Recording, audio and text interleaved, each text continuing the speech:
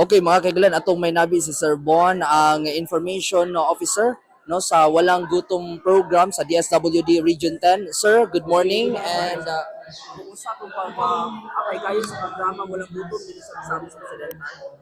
Yes sir, so nagpahigayon mi karon sa mga Innovations Caravan Season 2. Actually, nag-start mi sa kick-off sa Season 2 sa NCR. Tapos ang ato ang after sa NCR is ang Region 2, Region 10. Region 10. And gi-host diri sa Osabe City.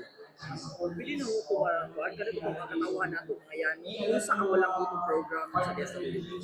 So, ang Walang Gutom program, usa kini ka flagship program sa ato ang Pangulong Presidente Bongbong Marcos. And ang implementing agency sa ato ang departamento sa DSWD.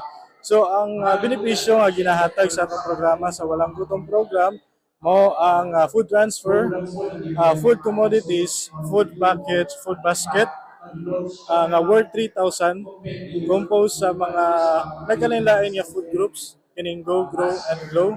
So worth 3,000 pesos.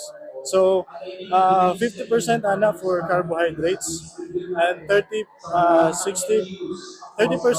for the food rich in proteins and 20% for the uh, food rich in fiber. So Go, Grow, and Glow yun na siya. Nutritious food. First time ba ni karon pa nga adlaw ipaydayon dinhi sa Region 10? Yes sir, mo ni ang official yun nga kick-off sa Region 10 for the Innovations Caravan Season 2. So, diri held sa ato ang probinsya sa Misamis Occidental. Imong mensahe na lang siguro sir alang sa mga katawhan sa Misamis Occidental labi na itong mga beneficiaryo nato sa walang gutom program.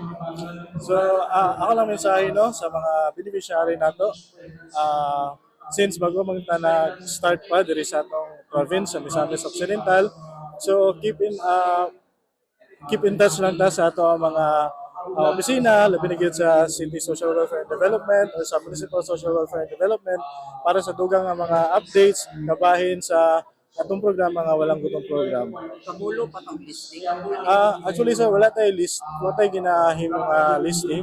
Ang atong mga potential beneficiaries nga gi-validate diri sa atong province of Misamis Occidental is from listahan and 3 to 2019 na siya.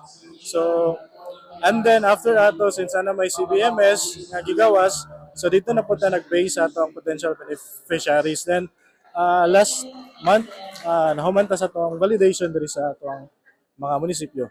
Lastly sir, pila halos tanan sa Misamis Occidental. Sa Misamis Occidental, pwede na ako ibalik lang sa inyo sir. Ang figure, exact na figure para ma-sure na to. Yes. Thank you sir. Thank you kayo.